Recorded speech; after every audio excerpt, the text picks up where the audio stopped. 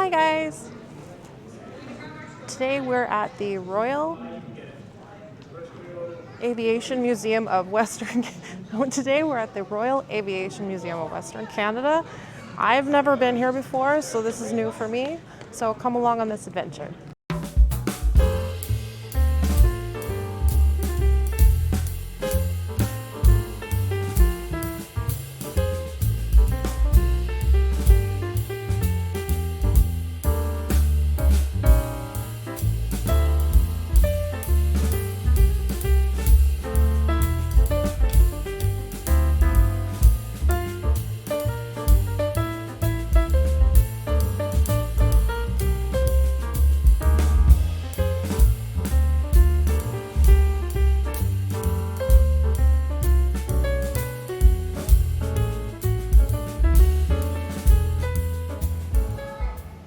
So this plane is the Fairchild 71C. It featured an expanded cabin and folding wings for storage in areas without hangars. So then it was purchased by Canadian Airways for carrying airmail in the Montreal area back in 1930. And then it was later used on the Alaska Highway Project before crashing in the Yukon in 1943. So.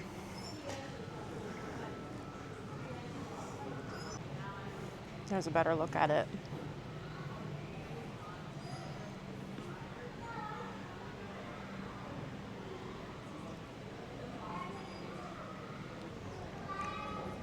This is a plaque depicting the Northern Star. So these Northern Stars have been in continuous operation for the last 200 years. One was owned by the Hudson's Bay Company. And then if you look over here, so you got goods for sale, and you got cash register and a scale. Oh, that's cool.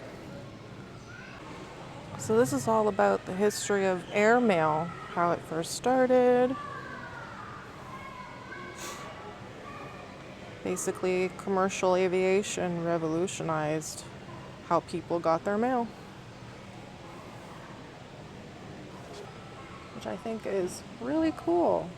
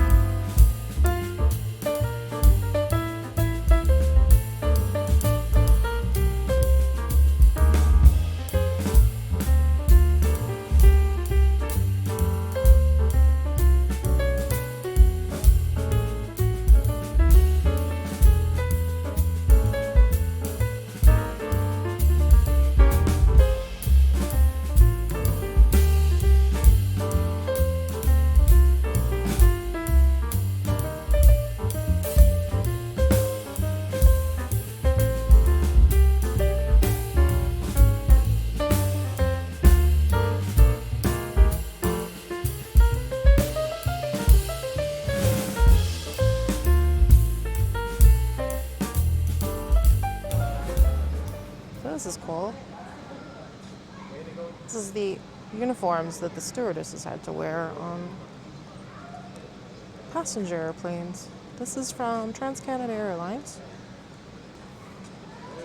It was designed by Tip Top Tailors of Toronto. Huh. That's neat. Boy, the uniforms that they flight attendants wear today are sure different from the ones they used to wear back then. So I think we're going to go inside the Air Canada aircraft here. It's the Vickers VC2 Viscount, and it was first flown in 1948, and then it's been since retired. So it's here in the Aviation Museum for you to go check out the interior of what it looked like. This is where the flight attendants kept food. What else we got? Oh, yeah.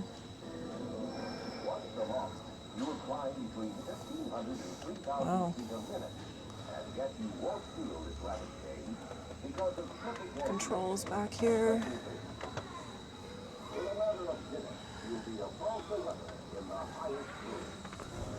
That's the drawers where they kept the food warm. There's the crunchy floor. There's the interior of it. Can't go past this point. Just they want to preserve it, so that's cool. This is what a would look like.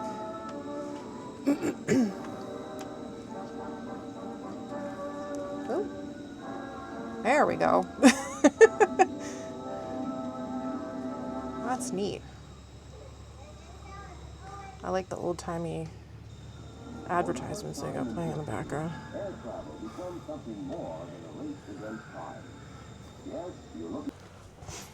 So this is where the pilots seat and they fly the plane.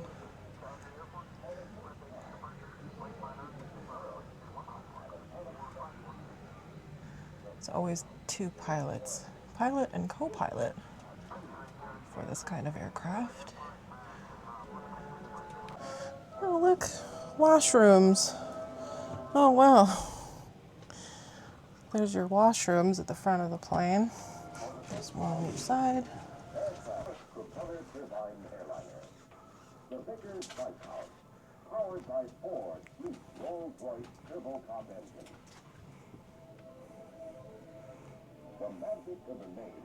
So this is the Canadair CL-84 Dynavert. So it was first flown in 1965, and it was designed to take off and land like a helicopter, but fly like a conventional fixed-wing aircraft. So this is the CF-101 Voodoo Operational Flight and Tactics Trainer. So it's a flight simulator that allowed Voodoo pilots and navigators to practice flying skills and aircraft intercept procedures. I don't know if I want to get in this. But that's cool. Teaches you how to fly a plane.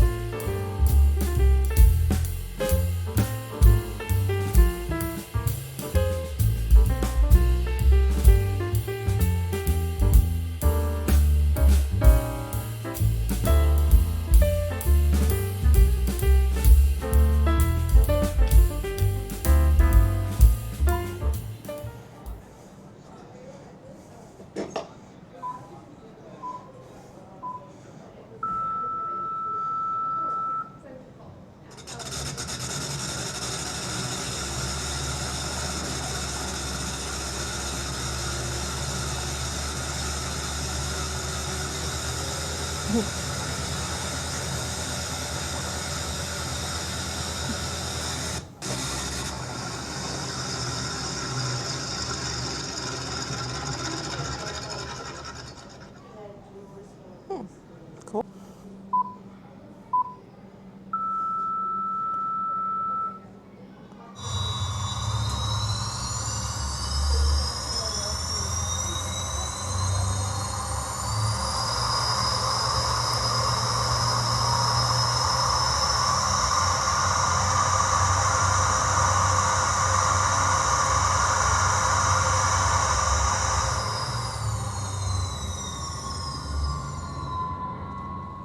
Then this is the Menasco D487 Super Pirate A engine.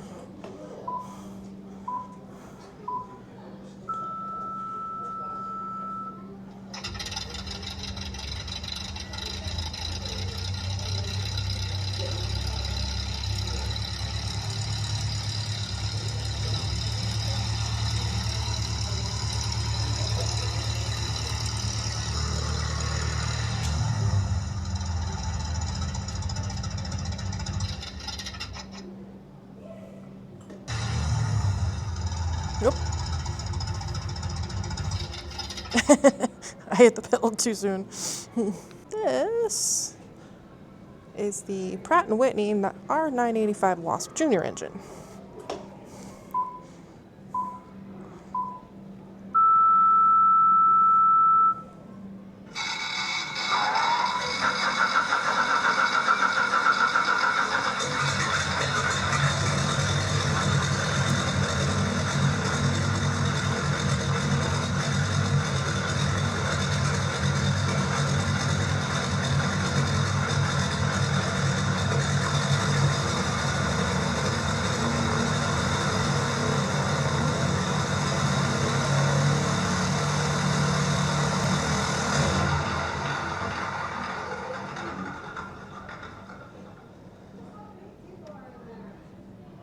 Wow,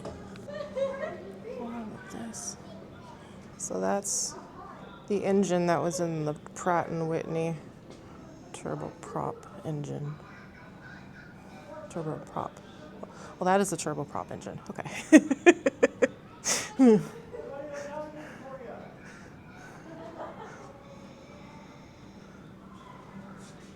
So this is basically Standard Aero's workshop.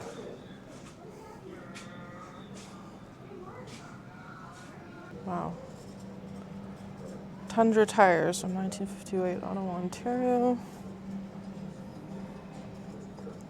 It says, while skis are ideal for smooth snow and ice, bush planes often operate from soft or rocky terrain that can destroy conventional landing gear. So in 1958, Well and Weldy Phipps of Ottawa-based Spartan Air Services developed a solution, oversized, low-pressure balloon tires that could roll over large boulders and boggy ground. Tundra tires allowed pilots to reach previously inaccessible areas and soon spread across the Arctic. And in 1961, Phipps was awarded the prestigious McKee Trans-Canada Trophy for his invention. So this is the Frank's flying suit, invented in 1941 in Toronto. So these are like a G-suit, prevented pilots from blacking out during high acceleration maneuvers. So one of the first G-suits was invented by Dr. Wilbur Franks during the Second World War. And Frank's suit used water-filled bladders to compress the pilot's lower body, forcing blood back towards the brain. So in testing, pilots found the Frank suit heavy and uncomfortable, so modern G-suits use air-inflated bladders now. So the water bomber airplane was invented in Montreal in 1967. It was the Canadair CL-215 and was the first aircraft specifically designed to fight forest fires. The aircraft can scoop 5,455 liters or 1,440 gallons of water from a lake in 10 seconds before dumping it on a fire from an altitude of 30 meters or 98 feet. Both the CL-215 and the more advanced CL-415 are still in service in 12 countries.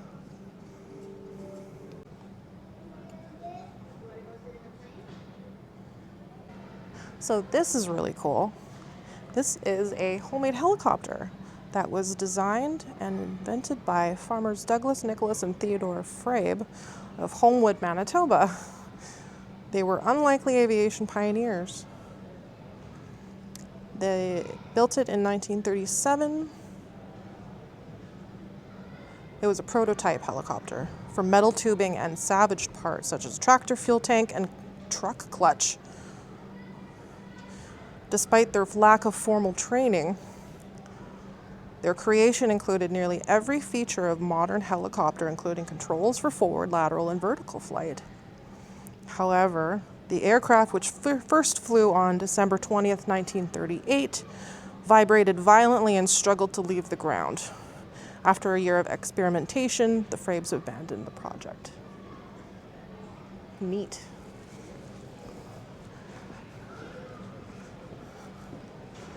So this is the CT-114 Tudor ejection seat procedures trainer. So this trained pilots how to use the ejection seat properly during flight.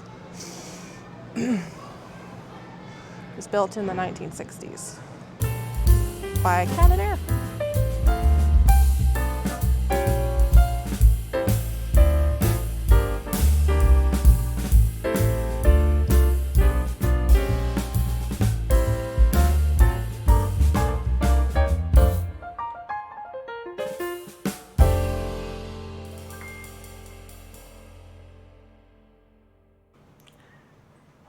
Hi guys, thank you for watching this video. Sorry I forgot to make an outro when I was at the end of the tour of the museum. So it goes. Anyways, I hope you enjoyed this video. There was a lot that I didn't show in the video, such as there was an upper floor with a lot more aircraft on display, as well as some war medals. And there's also a seasonal area which is outside, have more aircraft on display. So I will leave the links to the museum's website in the description so you can go check them out and plan your visit. Anyways, please like this video, and so it does really help my channel out, and subscribe if you want to see more of my adventures. And as always, be kind to one another, and see you guys. Bye.